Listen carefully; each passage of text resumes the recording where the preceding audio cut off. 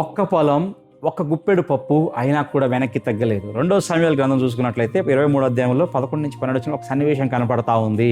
అక్కడ ఒక వ్యక్తి కనపడుతున్నాడు. ఆయన పేరు షమ్మా అండి. ఆయన ఏం చేస్తున్నాడంటే పొలం మధ్యలో నిలబడి దానిని కాపాడి ఫిలిస్తీన్ల నుంచి వారిని రక్షించినట్లుగా చూస్తున్నాం, ఫిలిస్తీన్లని ఓడించినట్లుగా చూస్తున్నాం. కానీ యెహోవా గొప్ప విజయంని అందించాడని దేవుని వాక్యం సెలవిస్తూ ఉందండి. ప్రియ దేవుని సంగమా, ఈ సంఘటనలో ఒక విచిత్రమైన విషయం ఉంది. ఏంటి ఆ విచిత్రమైన విషయం అంటే, చూడండి, అది ఇక్కడ బైబిల్ బంగారు గని చెప్పడం లేదు, రాజమౌనం చెప్పట్లేదు, నిధులు నిండిన స్థలం అని కూడా చెప్పట్లేదండి. అది కేవలం ఒక కందులు, అంటే కందిపప్పు ఉన్న కందులకు ఉన్న పొలం అండి. చూడండి, ఫిలిస్తీన్లు దాడి చేసినప్పుడు అందరూ కూడా పారిపోయారు అక్కడ, కానీ ఒక్క మనిషి మాత్రం పారిపోలేదు. ఆయన పేరే షమ్మా. ఈరోజు ప్రశ్న ఏంటంటే, అందరూ పారిపోతున్నప్పుడు నువ్వు కూడా పారిపోతున్నావా? నువ్వు లేకపోతే నిలబడగలుగుతున్నావా? చూడండి, ఈరోజు దేవుడు మన ముందు ఉంచుతున్నాడు ఆ ప్రశ్న. మనం ఏ వారిగా ఉన్నాం? మొట్టమొదటి విషయం చూసుకున్నట్లయితే, శత్రువు ఎప్పుడు విలువైన వాటినే ఆయన దాడి చేసేవాడిగా ఉన్నాడండి. శత్రువు ఆ పొలంపై ఎందుకు దాడి చేశాడు? అది చిన్న పొలమే, కానీ అది ప్రజల జీవనాధారం అండి. సైతాను కూడా అలాగే చేస్తాడు.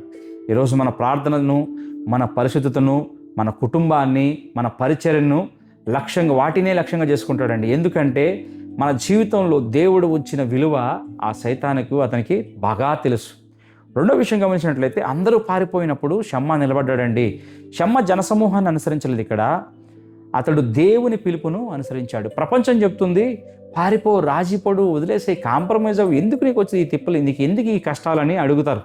కానీ విశ్వాసం చెప్తుందండి, నేను నిలబడతాను, నిలబడగలను అని. నిలబడడం అంటే యుద్ధం లేకపోవడం కాదండి ప్రియమైన దేవుని సంగమా. ఖచ్చితంగా యుద్ధం ఉంటుంది, కానీ యుద్ధం ఉన్నప్పటికీ వెనక్కి తగ్గకపోవడం అనే సత్యాన్ని ఈరోజు మనం గ్రహించుకోవాలి. మూడోదిగా చూసుకున్నట్లయితే, షమ్మా గెలవలేదు, దేవుడే అక్కడ గెలిపించాడండి. వాక్యం చెప్తా ఉంది, యెహోవా గొప్ప విజయాన్ని కలుగజేశాడు. షమ్మా చేయాల్సింది ఒక్కటే, అది నిలబడడం అండి. నిలబడ్డాడు ఆయన. విజయం ఇవ్వడం ఎవరి పని? దేవుని పని. మన బాధ్యత కూడా అంతే, విశ్వాసంలో నిలబడడమే మన పని. అయితే దేవుని బాధ్యత అద్భుతం చేయడం. సత్యాన్ని ఈరోజు మనము గ్రహించుకుందాం. ప్రియమైన దేవుని బిడ్డలారా, మన జీవితంలో కూడా ఒక పొలం ఉంది. అది నీ కుటుంబం కావచ్చు, నీ సేవ కావచ్చు, నీ పిలుపు కావచ్చు, నీ పరిశుద్ధత కావచ్చు. అందరూ వదిలేసినా కూడా ఈరోజు నువ్వు దాన్ని వదలవద్దు. ఎందుకంటే నువ్వు కాపాడుతున్నది చిన్నది కాదు, దేవుడు నీకు అప్పగించినదండి. ఈరోజు దేవుడు షమ్మాల కోసం చూస్తున్నాడు, జనసమూహంతో పారిపోయే వారి కోసం కాదండి, ఒంటరిగా ఉన్న సత్యం కోసం నిలబడి వారి కోసం. దేవుని బిడ్డ, నువ్వు గమనించుకున్నట్లయితే ఈరోజు నువ్వు ఏ పరిస్థితిలో ఉన్నావు గమనించినట్లయితే, ప్రేమైన దేవుని బిడ్డరా, ఈరోజు దేవుడు నేను ప్రశ్న అడుగుతున్నాడు, నువ్వు పారిపోతావా, నిలబడతావా? ఎందుకంటే పారిపోయిన వారి పేర్లు బైబిల్లో నమోదు చేయలేదు, కానీ నిలబడ్డ ఒక్క షమ్మా పేరు మాత్రం పరిశుద్ధాత్మ శాశ్వతంగా అక్కడ లిఖించాడండి.